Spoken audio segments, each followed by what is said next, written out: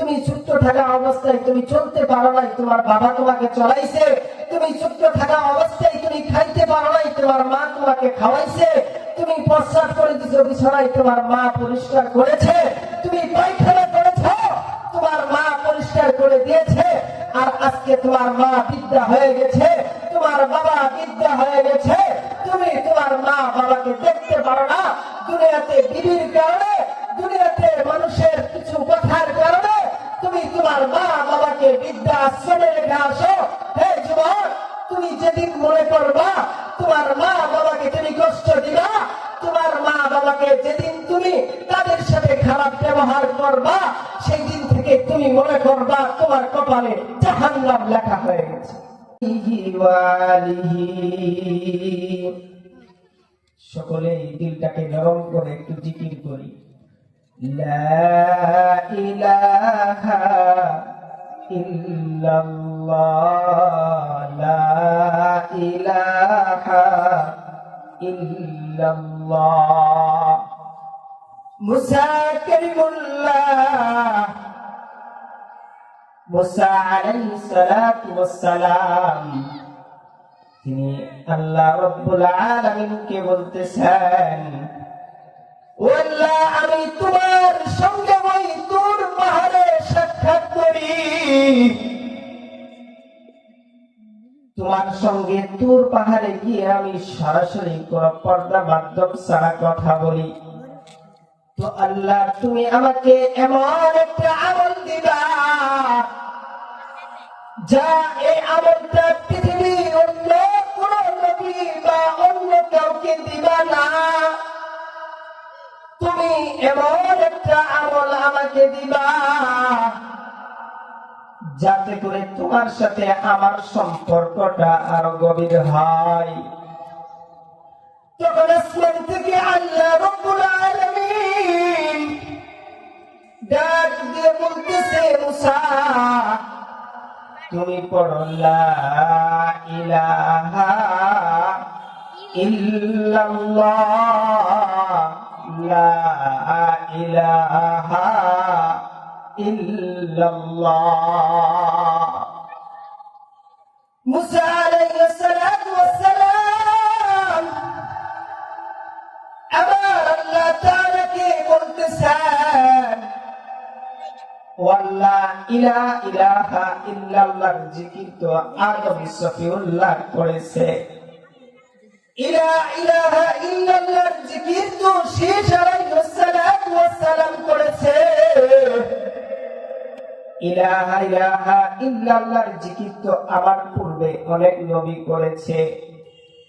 ওয়াল্লাহ, তোমার কাছে আমি এমন একটা আমল চাই, যা সে আমলটা আমার পূর্ববর্তী বা পরবর্তী কোন পয়গম্বর বা কোন উম্মত বা তোমার কোন বান্দা এই আমল করবে না। এমন একটা আমল তুমি আমাকে দাও। আল্লাহ রাব্বুল আলামিন মুসা আলাইহিস সালাতু ওয়াস সালামকে আবার ডেকে বলতেছেন, ও মুসা, তুমি পড়ো লা ইলাহা ইল্লাল্লাহ, লা ইলাহা ইল্লাল্লাহ। আল্লাহ রাব্বুল আলামিন মুসা আলাইহিস সালামকে বলতেছেন, হে মুসা, তুমি শোনো, ইলাহা ইল্লাল্লাহর জিকির তো তোমার পূর্ববর্তী নবীরা করেছে, তোমার পরবর্তী নবীরা ইলাহা ইল্লাল্লাহর জিকিরটা করেছে। তুমি কি জানো ইলাহা ইল্লাল্লাহর ওজন কতটুকু? আল্লাহ রাব্বুল আলামিন বলতেছেন, ইলাহা ইল্লাল্লাহ এই কালিমাটা যদি পাল্লার উপর দিকে রাখা হয়, আর যদি পুরো বিশ্বের যত আসমান জমিন রয়েছে, এই আসমান জমিন যদি পাল্লার উপর পাল্লাই রাখা হয়, শুধু তাই নয়, আমি আল্লাহকে বেঁধে রেখে যদি আমার আরশ মহল্লা সহ ওই অপর পাল্লাই রাখো, তারপরও ইলা ইলাহা ইল্লাল্লাহর জিকির বেশি হয়ে যাবে, বেশি উজালা হয়ে যাবে। বলি সুবহানাল্লাহ। এই কারণে মুসা তোমাকে বলতেছি, তুমি পড়ো লা ইলাহা ইল্লাল্লাহ। সবাই লা ইলাহা ইল্লাল্লাহ।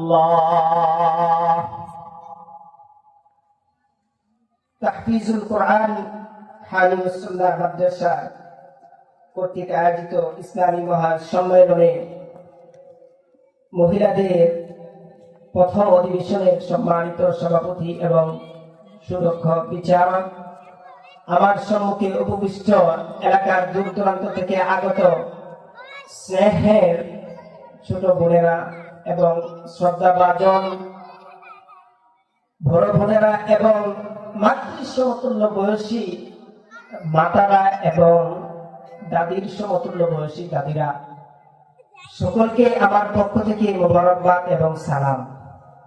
আমি আপনাদেরকে আবারও সালাম জানাচ্ছি। আসসালামু আলাইকুম ওয়া রাহমাতুল্লাহি ওয়া বারাকাতুহু। প্রিয় মা বোনেরা, আমি আপনাদের সম্মুখে কালামুল্লাহ শরীফ থেকে একটি আয়াত তেলাওয়াত করেছি এবং আল্লাহ রাসূল সাল্লাল্লাহু আলাইহি ওয়াসাল্লামের অসংখ্য অগণিত হাদিস থেকে একটি হাদিস তেলাওয়াত করেছি। এর উপরে কিঞ্চিত পরিমাণে আলোচনা করব ইনশাআল্লাহ। তো আমার ভূমিকা বেশি বড় না করে আমি সরাসরি আলোচনায় চলে যাই। আল্লাহ রাব্বুল আলামিন কালামুল্লাহ শরীফে বলেছেন, তার কালামুল্লাহ শরীফে বলেছেন, ওয়া কাযা রাব্বুকা আল্লা তা'বুদু ইল্লা ইয়্যাহু ওয়া বিল ওয়ালিদাইনি ইহসানা। আল্লাহ রাব্বুল আলামিন বলতেছেন, হে দুনিয়ার মানুষ, আমি তোমাদের জন্য নির্ধারিত করে দিয়েছি, স্থির করে দিয়েছি,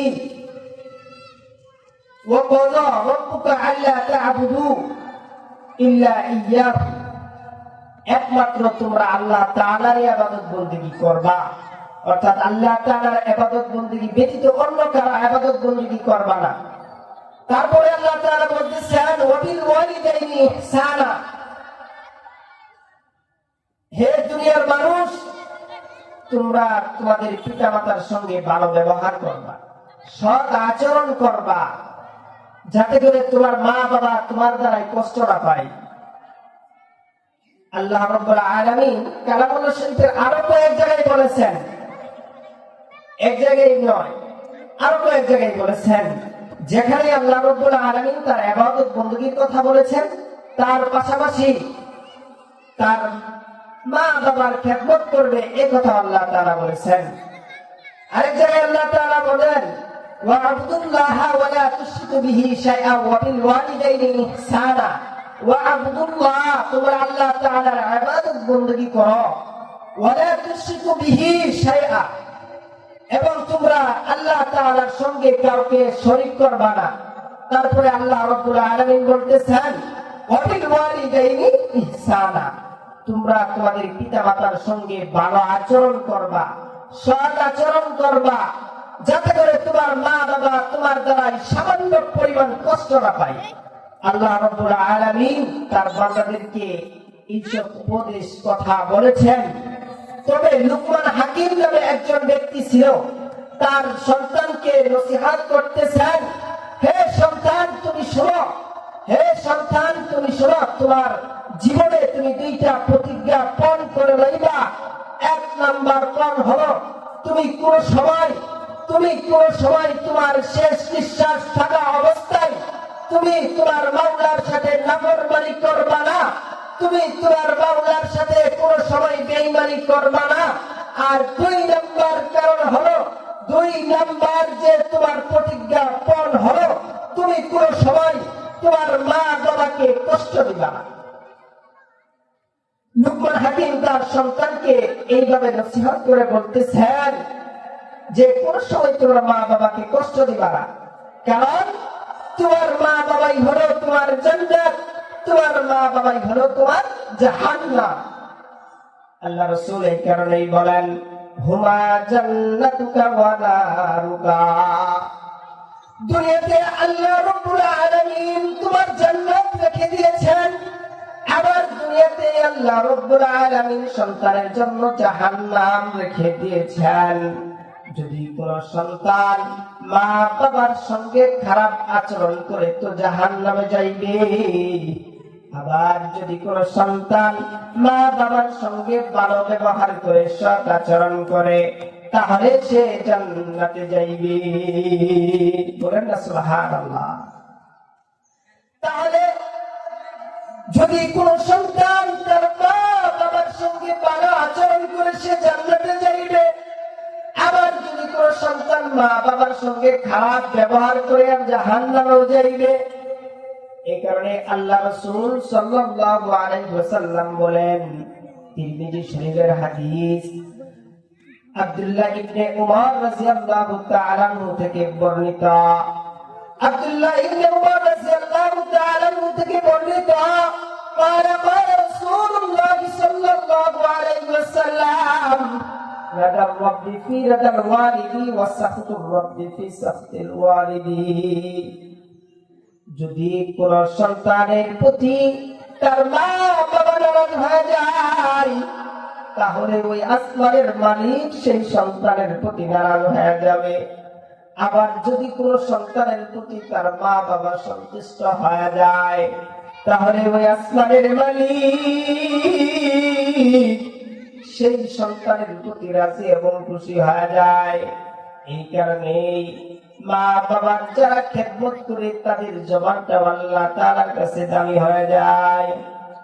ওয়াইসুল কুরনি নামে একজন লোক ব্যক্তি ছিল, সে মা বাবার এত খেদমত করেছে। ও আকন্দ পাড়ার মহিলা মা বোনেরা, খুব গভীর মনোযোগ দিয়ে কথাগুলো শুনবারে বা বাইরে খুব গভীর মনোযোগ দিয়ে কথাগুলো শুনবা। সেই ওয়াইসুল কুরনি নামে একজন ব্যক্তি তার মা বাবার খেদমত করার কারণে তার জবানটা কেমন প্রিয় হয়েছে, আল্লাহ তাআলার কাছে তার জবানটা কেমন দামি হয়েছে। যখন সে আল্লাহ রাসূল সাল্লাল্লাহু আলাইহি ওয়াসাল্লামের সাথে সাক্ষাৎ করতে যায়, আল্লাহ রাসূল সেই ওয়াইসুল কুরনিকে বলতেছেন, তোমার বাড়িতে তোমার মা বাবা অসুস্থ, তুমি তোমার মা বাবার খেদমত করো। অর্থাৎ আল্লাহ রাসূল তার সাথে সাক্ষাৎ করেছি, মার খেদমতটাকে বড় মনে করেছেন। তাহলে মা বাবার খেদমত করার জন্য সেই ওয়াইসকে বলেছে আল্লাহ রাসূল। এবং এই মা বাবার খেদমত করার কারণে ওয়াইসুল কুরনির জবানটা আল্লাহ তাআলার কাছে এত প্রিয় হয়েছে, আল্লাহ তাআলার কাছে এত দামি হয়েছে। বা একটু ভালো করে শোনো কেমন দামি হয়েছে। আল্লাহ রাসূল সাল্লাল্লাহু আলাইহি ওয়াসাল্লামের যখন ইন্তেকাল হয়ে যাবে ওই সময় আল্লাহ রাসূল সাল্লাল্লাহু আলাইহি ওয়াসাল্লামের গায়ের জুব্বা জামাটা হযরত উমর এবং আলী রাদিয়াল্লাহু তাআলা আনহুর কাছে রেখেছেন। বলতেছে, আমার একজন ভক্ত আমার পাগল আসবে আমার সাথে মদিনায় সাক্ষাৎ করতে, যার নাম হলো ওয়াইসুল কুরনি। সেই ওয়াইসুল কুরনি তার মার খিদমত করার কারণে আমার সাথে সাক্ষাৎ করতে পারে নাই। যখন সে আমার সাথে সাক্ষাৎ করার জন্য মদিনায় আসবে এই জামাটা তাকে দিয়ে দিবা। এবং উমরকে বলতেছে, ও উমর, তুমি সেই ওয়াইসের কাছে দোয়া লইবা এবং আমার গুনাহগার উম্মতের জন্য তাকে একটু দোয়া করতে কইবা। ও মা বোনেরা, উমর কেমন ব্যক্তি ছিল একটু শোনো। এমন একটা আধ্যাত্মিক জগতের উমরকে সাধারণ একজন লোকের কাছে দোয়া দিতে বলতেছেন, সে উমর কেমন ছিল একটি মনোযোগ দিয়ে শুনবে মা। সে এমন একটা আধ্যাত্মিক জগতের উমর যার ব্যাপারে রাসূল বলেছেন, লাউ কানা বাকি নাবিয়ুল লাকানা উমর, আমার পরে যদি আল্লাহ রাব্বুল আলামিন দুনিয়াতে কাউকে নবী বানায়া পাঠায় তাহলে সেই উমরকেই পাঠাবে। এমন একটা আধ্যাত্মিক জগতের উমর, ইসলাম সে তো পরশমণি তার কি পেয়েছি খুঁজি, যাহার পরশে শোনা হলো মুরাদ তাদের ওই মোরা বুঝি। বলেছেন শেষ পয়গম্বর মুহাম্মদ রাসূল আমার পরে যদি কেউ দুনিয়াতে নবী হয়ে আসে তাহলে আজকে ঠিক সেই তোমার অর্ধ পৃথিবী শাসন করেছে যিনি দুলির তত্ত্বে বসি খেজুরের পাতার পাশার তাহার পারে পারে কিসে খুশি শুধু আঙ্গুল হেরণেই সে সংসার মুহাম্মদের চরণে পেলি সে এমন একটা আধ্যাত্মিক জগতের উমার সেই উমরকে সাধারণ একজন মার খেদমত করা ওয়াইসের কাছ থেকে দোয়া নিতে বলতেছেন সে কেমন এমন একটু ভালো করে শোনা। যখন মদিনা মুনাওয়ারার ভিতরে যদি কেউ একটা স্বপ্ন দেখতো সেটাও ওমর রাদিয়াল্লাহু তাআলা আনহু দেখতো। একবার আলী রাদিয়াল্লাহু তাআলা আনহু তিনি রাত্রেবেলা ঘুমাইছেন, ঘুমের ঘরে তিনি স্বপ্ন দেখতেছেন যে তিনি ফজরের নামাজ আদায় করেছে আল্লাহ রাসূল সাল্লাল্লাহু আলাইহি ওয়াসাল্লামের পিছনে। তো নামাজ শেষ করার পর এক ব্যক্তি খেজুর হাদিয়া নিয়ে এসেছে, আল্লাহ রাসূল সাল্লাল্লাহু আলাইহি ওয়াসাল্লামকে হাদিয়া দিয়েছে আর বলতেছে ও পয়গম্বর আপনি খান এবং আপনার সাথীদেরকে খাওয়ান। আল্লাহ রাসূল সাল্লাল্লাহু আলাইহি ওয়াসাল্লাম সকলকে সিরিয়াল করে দাঁড়াইছে, দাঁড়ায় দেওয়ার পর সকলকে একটা একটা করে খেজুর দিয়েছে। আলী রাদিয়াল্লাহু তাআলা একটা খেজুর দিয়েছেন।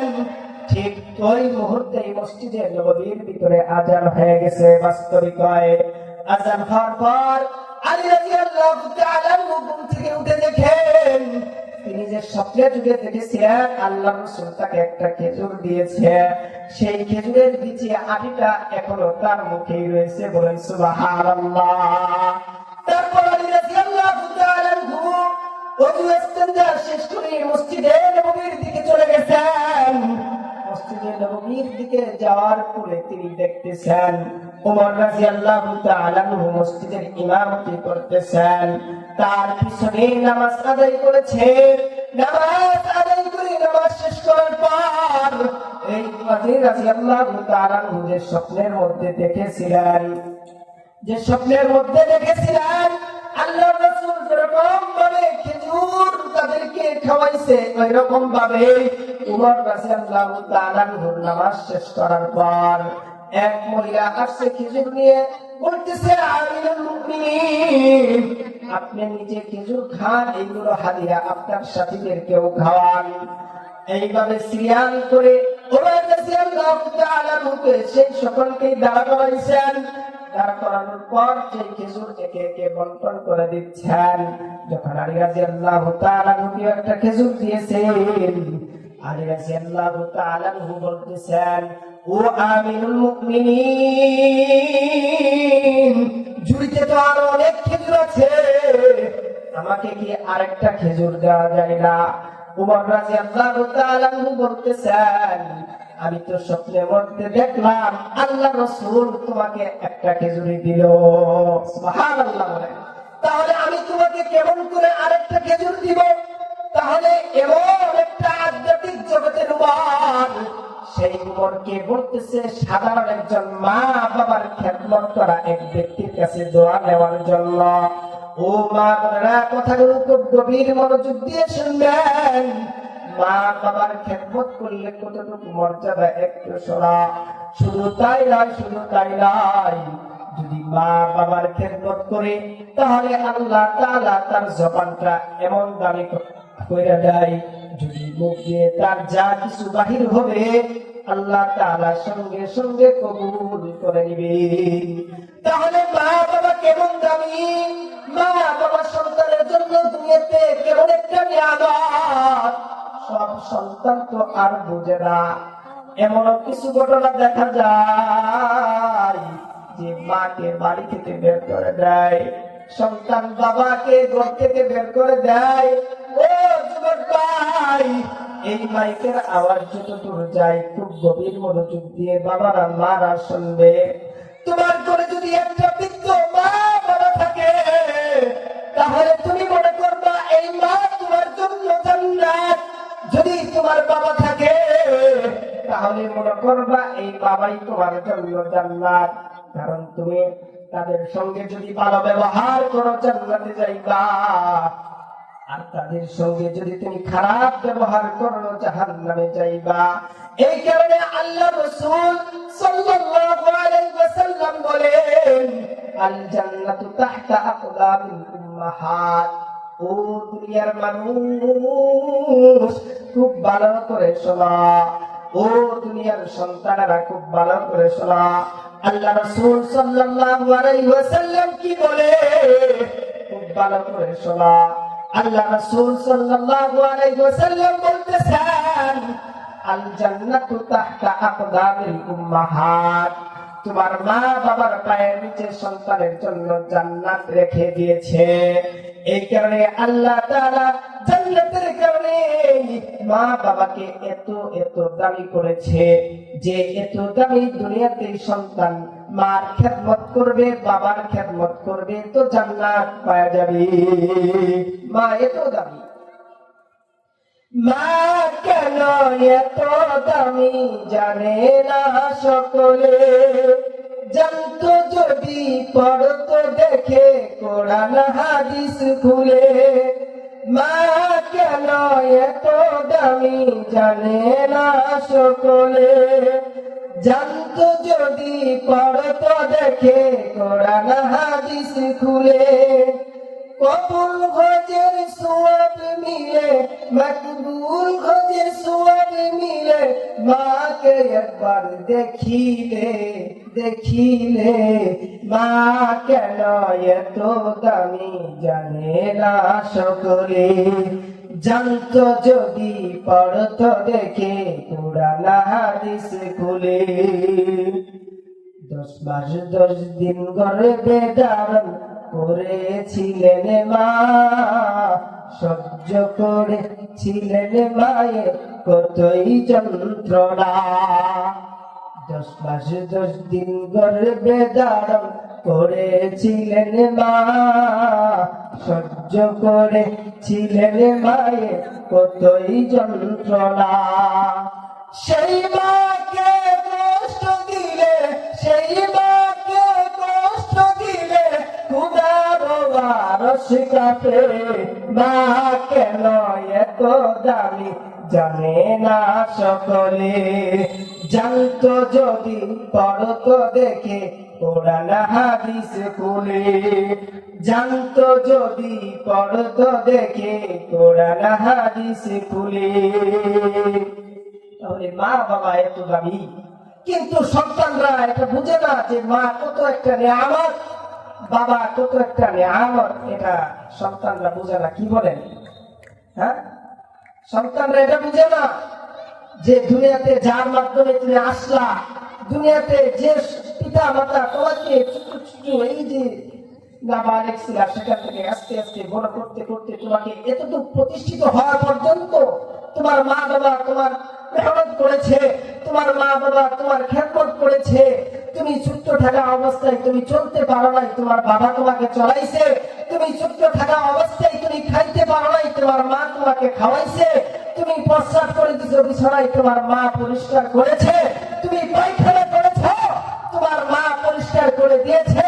আর আজকে তোমার মা বিদ্যা হয়ে গেছে, তোমার বাবা বিদ্যা হয়ে গেছে, তুমি তোমার মা বাবাকে দেখতে পারো না।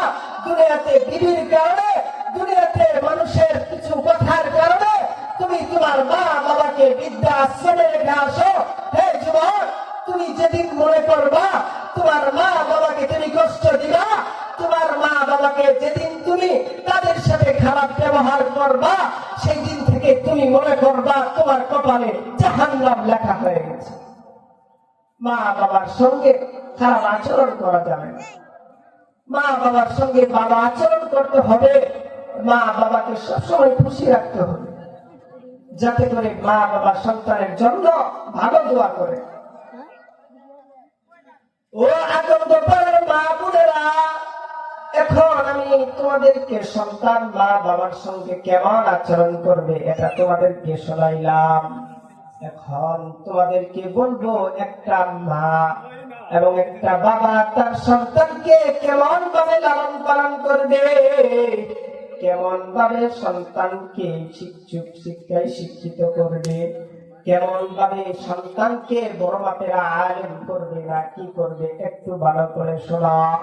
যদি কোনো মা বাবা সন্তানকে হাফেজে কোরআন বানায়, হাফেজে কোরআন যদি কোনো মা বাবা তার সন্তানকে বানায় বা বড় একটা আলেম বানায়, যদি এই সন্তান দুনিয়াতে পিতা মাতা রেখে কবরে চলে যায়, তাহলে এই নেক সন্তানের কারণে কবরে গিয়েও শান্তি পাইবে। আর যদি দুনিয়াতে একটা কুলাঙ্গার সন্তান রেখে যাও, তাহলে দুনিয়াতেও তুমি কষ্ট পাইবা, কবরে গিয়েও কষ্ট পাইবা। এই কারণে তোমাদের নিয়ত প্রতিজ্ঞা করতে হবে যে আমার দুনিয়াতে একটা সন্তান আসবে বা এসেছে, সেই সন্তানকে আমি এমন ভাবে লালন পালন করব, সেই সন্তানকে আমি এমন সুশিক্ষায় শিক্ষিত করব, এমন শিক্ষা আমার সন্তানকে আমি দিব যাতে করে সন্তান দুনিয়াতে থাকা অবস্থায় আমি শান্তিতে থাকতে পারি। যদি দুনিয়া নাই, কবরে গেলেও যেন আমি শান্তিতে থাকতে পারি। ও মা, তোমার বাড়ির আশেপাশেই দেখো না কত মা বাবা আছে তার সন্তানকে হাফেজে কোরআন বানাইছে, কত মা বাবা আছে তার সন্তানকে হাফেজে কোরআন বানাইছে। একটা কারণে হাফেজে কোরআন বানাইছে যে মৃত্যুর পর তার সন্তান তার জানাজাটা পড়াইবে, তার সন্তান সেই পিতা মাতার লাশটাকে কাঁধে লইয়া কবরে নামাইবে। ও আতঙ্ক পাড়ার মা বোনেরা, খুব গভীর মনোযোগ দিয়া শুনবারে মা, এই মাইকের আওয়াজ যতদূর যায়, ও বাবারা মা বোনেরা, খুব ভালো করে কথাগুলো শুনবা। তোমার সন্তানকে তুমি যদি মাদ্রাসায় না পড়ায়া, তোমার সন্তানকে যদি তুমি ভার্সিটিতে পড়াও, ইসলাম কোন সময় বলে না যে তুমি ভার্সিটিতে পড়াও না। আমরা বলি না তোমার সন্তানকে কোন সময় তুমি ডক্টর ইঞ্জিনিয়ার বানাও না।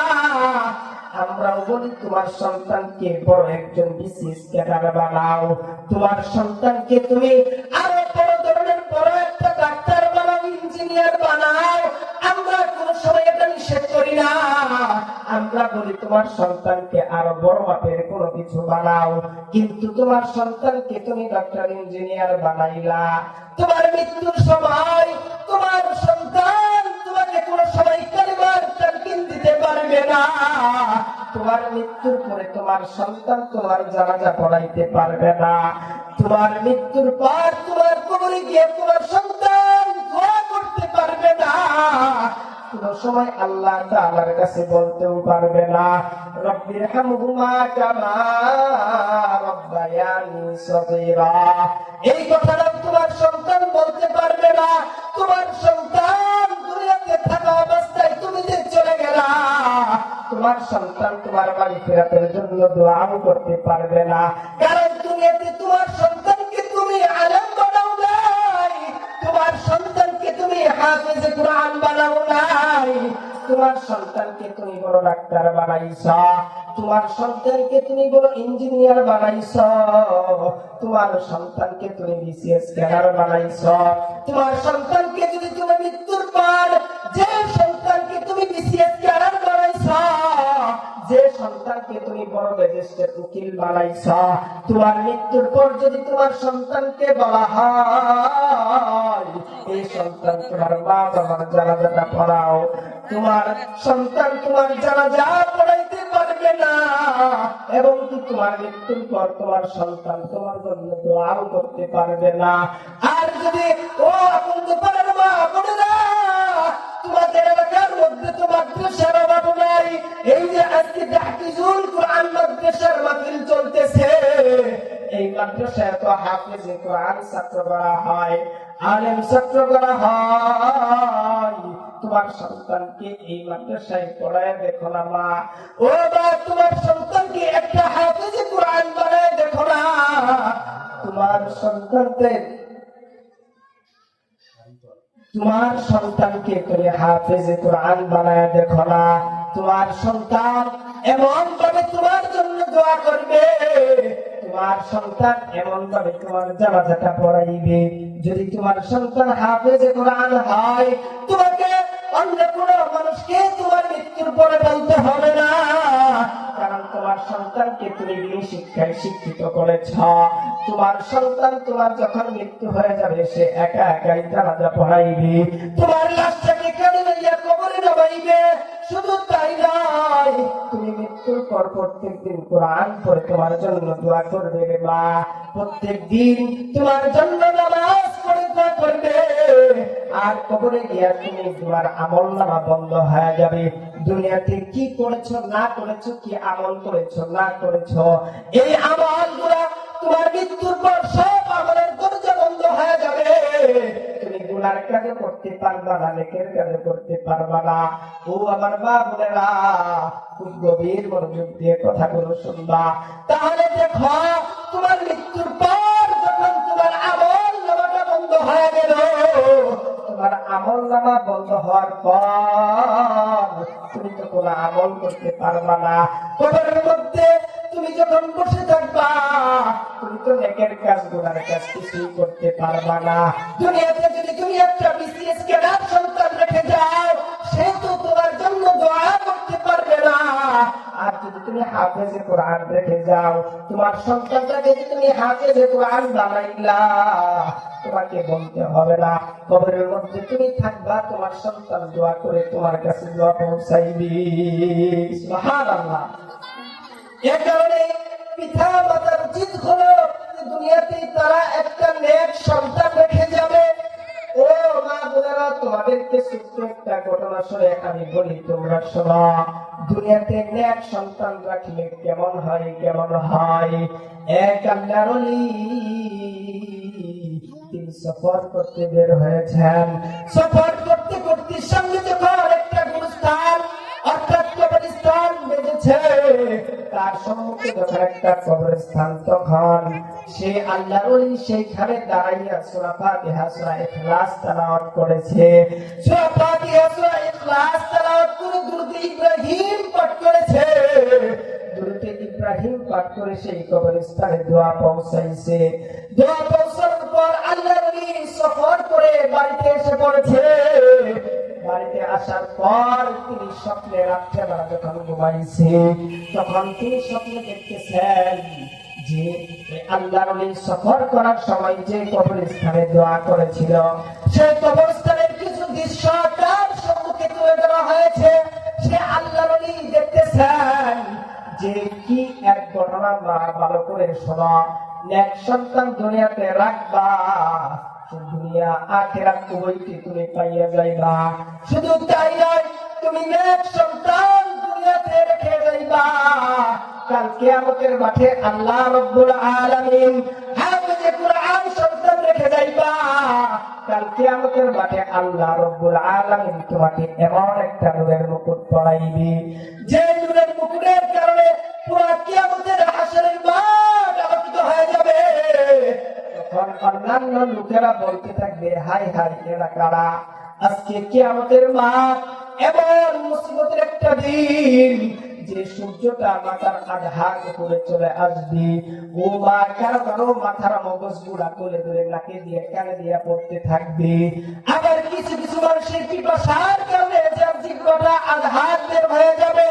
আবার কিছু কিছু মানুষের জিহ্বা এক হাত বের হয়ে যাবে। আবার কিছু কিছু মানুষের শরীরের গাম ঝরতে ঝরতে তার গলার পরিমাণ হয়ে যাবে।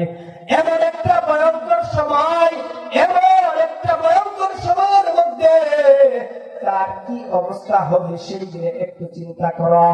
এই সময় কিছু মানুষদের মাথায় সুন্দর সুন্দর নূরের মুকুট পরানো থাকবে। তখন মানুষরা বলতে থাকবে যে এরা কারা? এদের মাথায় আজকের এই মুসিবতের দিনে এত সুন্দর সুন্দর মুকুট কেমনে পড়াইলো? আর এই মুকুট গুলা কে পড়াইলো? দুনিয়ার ভিতরে মা যেমন সূর্য উঠলে পুরা দুনিয়া আলোকিত হয়ে যায়, ওই কিয়ামতের মাঠে হাফেজে কোরআনের মা তোমাকে এত সুন্দর মুকুট পড়াইবে। এই মুকুটের কারণে কিয়ামতের মাঠটা দুনিয়ার মতো আলোকিত হয়ে যাবে। তখন ফেরেশতাদেরকে মানুষ জিজ্ঞাসা করতে থাকবে, এরা কারা? তাদেরকে এত সুন্দর মুকুট কেন পরানো হয়েছে? এরা কারা? তখন ফেরেশতারা বলবে দুনিয়াতে তারা হাফেজে কোরআন সন্তান রেখে এসেছে, দুনিয়াতে একটা আলেম সন্তান রেখে এসেছিল, দুনিয়াতে থাকা অবস্থায় তার সন্তান আলেম বানাইছে, হাফেজে কোরআন বানাইছে। এই হাফেজে কোরআনের মর্যাদায় আল্লাহ তাআলা তাদের এই কিয়ামতের মাঠে মুসিবতের সময় মাথায় নূরের মুকুট পরাইছে। সুবহানাল্লাহ। তাহলে দেখেন, হাফেজে কোরআন যদি কোনো মা দুনিয়াতে রেখে যায়, যদি কোনো বাবা তার একটা সন্তানকে হাফেজে কোরআন রেখে যায়, তাহলে কবরের ভিতরে কতটুকু শান্তি পাবে, কিয়ামতের মাঠে নূরের মুকুট পাবে। তাহলে মা বোনেরা, আমরা প্রতিজ্ঞা করব আজ থেকে ইনশাআল্লাহ আমাদের সন্তানকে হাফেজে কোরআন বানাবো। কি রাজি আছেন সবাই? সবাই কি রাজি আছেন ইনশাআল্লাহ? সকলে রাজি আছেন তো? এই যে আপনাদের এলাকার ভিতরে মাদ্রাসা, এই যে তাহফিজুল কোরআন, আপনাদের এলাকার ভিতরে আপনাদের সন্তানকে দূরে রেখে পড়াইতে হবে না তো? আপনাদের এলাকার ভিতরে মাদ্রাসা, চাইলে এই জায়গায় পড়াইতে পারেন। মাদ্রাসার ভিতরে যদি আপনার সন্তানকে পড়ান, যদি আপনার সন্তান দ্বীনি শিক্ষায় শিক্ষিত হয়, তাহলে আপনার লাভ ছাড়া কোনো ক্ষতি নাই। হ্যাঁ, আপনি বলতে পারেন, হুজুর আমার সন্তানকে আমি তো ডাক্তার বানাইতে চাই। হ্যাঁ, ডাক্তার বানান, আমাদের কোনো সমস্যা তো নাই। আপনার সন্তানকে ইঞ্জিনিয়ার বানাবেন, বানান, আমাদের কোনো সমস্যা নাই। সর্বপ্রথম আপনার সন্তানকে ইলমে দ্বীন শিক্ষা দেন, হাফেজে কোরআন বানান। তারপর আপনার সন্তানকে ডাক্তার বানাইবেন না ইঞ্জিনিয়ার বানাইবেন, না আপনার সন্তানকে বড় মাপের একজন ম্যাজিস্ট্রেট বানাইবেন, বানান, আমাদের কোনো সমস্যা নাই। ইসলাম কোনো সময় নিষেধ করে না যে হে মা, তোমার সন্তানকে তুমি ডক্টর বানায় না, তোমার সন্তানকে তুমি ইঞ্জিনিয়ার বানায় না। এটা ইসলাম কোনো সময় বলে না। ইসলাম বলে তোমার সন্তানকে তুমি ডক্টর বানাও, সমস্যা নাই। তোমার সন্তানকে তুমি বিসিএস ক্যাডার বানাও, কোনো সমস্যা নাই। তোমার সন্তানকে আগে সর্বপ্রথম ইলমে দ্বীন শিক্ষা দাও। তোমার সন্তান যেন দুনিয়াতে 5 ওয়াক্ত নামাজ সঠিকভাবে পড়তে পারে, তুমি মৃত্যুর পর তোমার সন্তান যেন দোয়া করতে পারে। তোমার সন্তান দুনিয়াতে থাকা অবস্থায় কোনটা হালাল, কোনটা হারাম, কোনটা জায়েজ, কোনটা নাজায়েজ, এইসব বিষয়ে জানতে পারে। কি কাজ করলে সে জাহান্নামে যাইবে, কি কাজ করলে সে জান্নাতে যাইবে, কি কাজ করলে সে দুনিয়াতে হালাল ভাবে চলতে পারবে, এই কাজের সর্বপ্রথম সূচনা ইলমে দ্বীন। আগে তোমার সন্তানকে তুমি শিক্ষা দাও, তারপর তোমার সন্তানকে কি বানাইবা। বড় ডাক্তার তোমার ইচ্ছা, বড় ইঞ্জিনিয়ার বানানো তোমার ইচ্ছা, তোমার সন্তানকে আরো বড় ধরনের তুমি জায়গায় নিয়ে যেতে চাও, নিয়ে যাও। ইসলাম কোন সময় নিষেধ করবে না, কিন্তু ইসলাম এটাই বলে তোমার সন্তানকে আগে তুমি ইলমে দ্বীন শিক্ষা দিবা, তারপর তোমার সন্তানকে তোমার যা মন চায় তুমি তাই করবা। কারণ তোমার সন্তানকে যদি তুমি সর্বপ্রথম ইলমে দ্বীন শিক্ষাটা দাও, তাহলে তোমার সন্তান কোন সময় তোমার মা বাবার সঙ্গে, তোমার সঙ্গে কোন সময় নাফরমানি করবে না। দেখেন, যারা মাদ্রাসায় পড়ুয়া ছাত্র, যারা ইলমে দ্বীন শিক্ষা করেছে, তাদের এমন কোন রেকর্ড নাই, তাদের এমন কোন রেকর্ড নাই যে তারা তাদের মা বাবাকে কষ্ট দিয়েছে। কষ্ট দেয় তারা যাদের ভিতরে ইলমে দ্বীনের শিক্ষা নাই, যাদের ভিতরে কোরআন হাদিসের শিক্ষা নাই। তারাই বৃদ্ধ আশ্রমে রেখে আসে পিতা মাতাকে। এরকম আছে কি নাই বলেন? অবশ্যই আছে। তাহলে এই কারণে মহিলা মা বোনদের কাছে আমার একটা অনুরোধ, আপনারা আপনাদের সন্তানকে সর্বপ্রথম ইলমে দ্বীন শিক্ষা দিন। সর্বপ্রথম আগে ইলমে দ্বীন শিক্ষা করবে, হাফিজে কোরআন বানান, কিছু মাসলা মাসাইল শিখবে, তারপর অন্য কিছু করবে। মা বোনেরা, আপনাদেরকে ওই যে আমি পূর্বে ঘটনা বলতেছিলাম, তাদের মনে আছে কি বলতেছিলাম? দুনিয়াতে যদি একটা মেয়ে সন্তান রেখে যায়, ওই যে বলতেছিলাম আল্লাহ ওই কবরস্থানে যে দোয়া করে আসছিল, কবরস্থানে দোয়া করেছে, তো দোয়ার দৃশ্যটা, সেই দোয়া করে আসার পর আল্লাহ রাব্বুল আলামিন সেই আল্লাহর ওই সম্মুখে সেই কবরস্থানের দৃশ্যটা তুলে ধরছে। আল্লাহর ওলি দেখতেছেন যে সেই আল্লাহর ওলি যে দোয়া করেছিল সেই দোয়াগুলো পুটলা পুটলা বানাইয়া বন্টন কইরা কইরা সকল কবরবাসী যারা মুর্দাগণ রয়েছে তাদেরকে বন্টন করে করে সিরিয়ালে সিরিয়ালে দিচ্ছে। সকলেই তারা এই সওয়াব সিরিয়ালে বন্টন বন্টন করে দিতেছে। কিন্তু আজব ঘটনা, একটা মা কবরের ভিতরে বসে খেলাধুলা করতেছে, হাসি ঠাট্টা করতেছে। তো আল্লাহর ওলি সেই মাকে জিজ্ঞাসা করতেছে, ও মা, দেখতেছি সকল মুর্দাগণ দোয়া নেওয়ার জন্য, সোয়াবের পুটলাগুলো নেওয়ার জন্য সিরিয়ালে সিরিয়ালে দাঁড়ায় আছে। তারা সকলেই সিরিয়াল ধরে তারা এই সোয়াবগুলো নিচ্ছে। তুমি কবরের ভিতরে কেন খেলা করতেছ? তখন বলতেছে, আল্লাহর ওলি, আমি দুনিয়াতে একটা হাফেজে কোরআন সন্তান দেখে এসেছি। তখন আল্লাহর ওলি বলতেছে, তাই নাকি? দুনিয়াতে তুমি একটা হাফেজে কোরআন সন্তান দেখে এসেছো? তোমার এলাকা কোন জায়গায়, তোমার বাড়ি কোন জায়গায়, তোমার সন্তানের নাম কি, তোমার সন্তান কোথায় থাকে, কি করে? তখন সেই মা বলতেছে, ও আল্লাহর ওলি, শোনো, আমার দুনিয়াতে আমার বাড়ি হইল অমুক জায়গায়, আমার বাড়ি হইল অমুক বাজারে, আমার সন্তান অমুক বাজারে একটা দোকান দিয়েছে। আমার সন্তান দোকানে পয়সা আল্লাহ তাআলার কালাম তেলাওয়াত করে, আবার যখন দোকানে কাস্টমার আসে তখন বেচাকেনা করে, বেচাকেনা করে আবার যখন কাস্টমার চলে যায় তখন আমার সন্তান কোরআন শরীফ পড়তে শুরু করে। এই কোরআন শরীফ পড়ে যে সওয়াবের হিসাবটা আমার কাছে আসে, এই ফেরেশতারা যে সওয়াব দিবে তার চেয়ে আমার সন্তানের সওয়াবের মূল্য বেশি। বলেন সুবহানাল্লাহ। আমার সন্তান কবরের ভিতরে যে সওয়াবটা পাঠাইবে, সে ফেরেশতারা যে সওয়াব দিবে তার চেয়ে আমার সন্তানের সওয়াবের মূল্য বেশি। এই কারণে আমার সন্তানের সওয়াবের মূল্য বেশি বিদায় আমি কবরের মধ্যে সিরিয়াল না ধরে খেলাধুলা করতেছি। কিসের জন্য খেলাধুলা করতেছি? ফেরেশতারা যে তোমার পাঠানো সওয়াব তারা বন্টন করেছে, এই বন্টন করা সওয়াব তো তারা আমাকে দিবে। তারা তো এই সওয়াব বন্টন গুলো আমাকে দিবে, আমার জন্য তারা বন্টন করেছে। কিন্তু এইগুলো পারাপারি করে নেওয়ার আমার কোনো দরকার নাই, কারণ ফেরেশতারা যে সওয়াব দিবে তার চেয়ে দুনিয়া থেকে আমার সন্তান যে সওয়াব পাঠাইবে সেটার মূল্য অনেক বেশি। সুবহানাল্লাহ।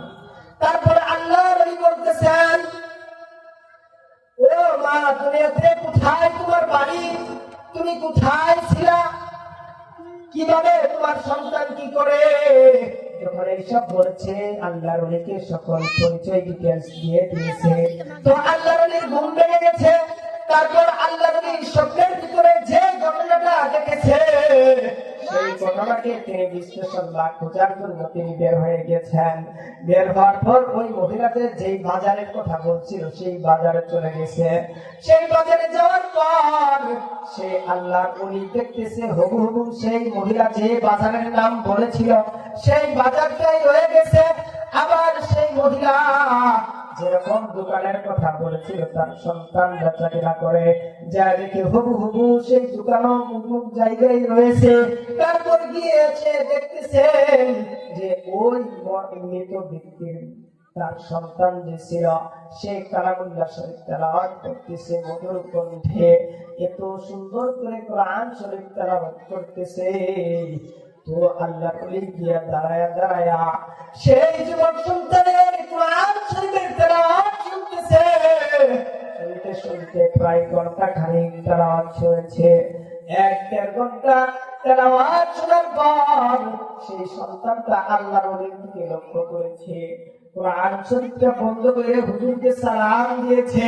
সালাম দিয়ে বলতেছে, ও আল্লাহর ওলি, আপনি আমার দোকানের সামনে কি করবেন বা কি বলবেন? তখন আল্লাহর ওলিকে যখন এই যুবক এইভাবে বলেছে, আল্লাহর ওলি বলতেছে, এ যুবক সন্তান, তুমি তো এরকম ভাবে এত মধুর সুরে কোরআন শরীফ তেলাওয়াত করতেছো, এত সুন্দর ভাবে কোরআন শরীফ তেলাওয়াত করতেছো, কিসের জন্য? বলতেছে, হুজুর, আমার মা দুনিয়া থেকে চলে গেছে, আমার বাবা দুনিয়া থেকে চলে গেছে, দুনিয়াতে আমি এতিম, আমার কেউ নাই। এই কারণে আমি কালামুল্লাহ শরীফ তেলাওয়াত কইরা আমি আমার মা বাবার জন্য দোয়া করতেছি। এরকম ভাবে যখন মা বাবার জন্য দোয়া করে করতে করতে আল্লাহর ওলি বলতেছে, শোনো যুবক, তোমার মাকে কি অমুক কবরস্থানে দাফন করেছো নাকি? বলতেছে, হ্যাঁ জি হুজুর, আমার মাকে আমি অমুক কবরস্থানে দাফন করেছি। ও যুবক, তুমি যেরকম ভাবে কোরআন শরীফ তেলাওয়াত কইরা, যেরকম ভাবে নামাজ পড়িয়া, আল্লাহ তাআলার ইবাদত বندگی কইরা তুমি তোমার মা বাবার জন্য দোয়া করতেছো, কবরের ভিতরে তোমার মা অনেক ভালো আছে, তোমার মা অনেক সুস্থ আছে, এরকম ভাবে তোমার মা বাবার জন্য তুমি দোয়া করতে থাকো, আরো বেশি বেশি দোয়া করবা। এই কথা বলে যখন আল্লাহ বলি সেই দোকান থেকে চলে এসেছেন, কিছুদিন পর যখন আবার সেই রাস্তা দিয়ে আল্লাহ নবী সফর করেছেন, ওই পূর্বের যে কবরস্থানে আল্লাহ নবী দোয়া করেছিলেন, আবার এই শেষ সময়ে আবার সেই কবরস্থানে গিয়ে দোয়া করেছেন। দোয়া করার পর আবার যখন পরের দিন কিছুদিন পর সফর করে যখন বাড়িতে এসেছেন, রাত্রে বেলা আবার তিনি সেই কবরস্থানের দৃশ্যগুলো স্বপ্নে দেখতেছেন। আল্লাহ তাআলা তাকে স্বপ্নের মাধ্যমে দেখাইতেছেন। আজকে ঘটনাটা অন্যরকম। আল্লাহ নবী হঠাৎ করে আচরিত হয়ে গেছে, আশ্চর্য হয়ে তিনি দেখতেছেন, আমি বহু আগের সময় স্বপ্নে যুগে দেখলাম সেই মা কবরে বৈশা খেলাধুলা করতেছে, কিন্তু আজকে তো ঘটনা অন্যরকম। সেই মা কবরের ভিতরে খেলাধুলা করে না, সেই মা ওই ফেরেশতারা যে তার সোয়াবগুলো টুকরায় টুকরায় বন্টন করতেছে, বন্টন করতে করতে যখন এরকম ভাবে বন্টন করতেছে, সকলে সিরিয়ালে দাঁড়ায় গেছে। তো সিরিয়ালে দাঁড়ানোর পর যখন সকলে সোয়াব দিতেছে, ওই আল্লাহ বলে আজকের ঘটনাটা অন্যরকম দেখতেছে। কেমন অন্যরকম? প্রথম দিন যে আল্লাহ ওলি দেখেছেন যে সেই মহিলা কবরের ভিতরে খেলাধুলা করতেছে, কিন্তু আজকে খেলাধুলা করে না, খেলাধুলা না করে সেই কবরের সোয়াবগুলো ফেরেশতারা বন্টন করতেছে, সেই বন্টনের লাইনের ভিতরে দাঁড়ায়া সোয়াব নেওয়ার জন্য পারাপারি করতেছে। পারাপারি করে যখন সোয়াবটা নিয়ে কবরের ভিতরে আসছে, আল্লাহর ওলি তখন জিজ্ঞাসা করতেছে, ও মা, আমি তো প্রথম দিন তোমাকে দেখলাম তুমি কবরের ভিতরে খেলাধুলা করতেছ, তো আজকে কেন তুমি এরকম ভাবে পারাপারি করে তুমি সোয়াব নিতেছ? কারণটা কি? বললাম না মা, কারণটা কি? তখন সেই মহিলা চোখের পানি ছেড়ে দিয়ে বলতেছে, ও গো আল্লাহর ওলি, আমি প্রথম দিন তুমি দেখেছো আমি হাসাহাসি করেছি, দুনিয়াতে আমি নেক সন্তান রেখে এসেছিলাম, সেই নেক সন্তান দুনিয়াতে তিনি ইবাদত বندگی করে কালামুল্লাহ শরীফ তেলাওয়াত করে আমার কাছে সওয়াব পাঠাইছে, কিন্তু আজকে আমি এই পারাপারি করে সওয়াব নিতেছি কেন তুমি জানো? এই কারণে আমি পারাপারি করে সওয়াব লইতেছি। আমার সন্তানটাও দুনিয়া থেকে চলে গেছে, আমার সন্তানটা আর দুনিয়াতে নাই, এই কারণে দুনিয়া থেকে কোনো সওয়াব আমার কাছে আসে না। এই কারণে আমি কান্না করতেছি আর পারাপারি করে ফেরেশতাদের সিরিয়ালের বীর ভেঙে আমি সওয়াব নিতেছি। তাহলে দেখেন, যদি দুনিয়াতে একটা নেক সন্তান রাখতে পারেন, তাহলে দুনিয়াতেও সফল হবেন, আখিরাতেও সফল হবেন। তাহলে ইনশাআল্লাহ আজ থেকে সকলেই নিয়ত করি যে আপনার সন্তানকে দ্বীনি শিক্ষা দিবেন, ইলমে দ্বীন শিক্ষা দিবেন। কারা কারা রাজি আছেন? সকলে হাত তুলে আল্লাহকে দেখান যে আল্লাহ, আমার একটা সন্তান দুনিয়াতে আছে বা আসবে, এই সন্তানকে আমি ইলমে দ্বীন শিক্ষা দিব। সকলে হাত নামান, আমি ইলমে দ্বীন শিক্ষা দিব, তারপর আমার যেটা বানানোর ইচ্ছা আমি বানাবো। আসলে আপনাদের আলোচক এসে বলেছে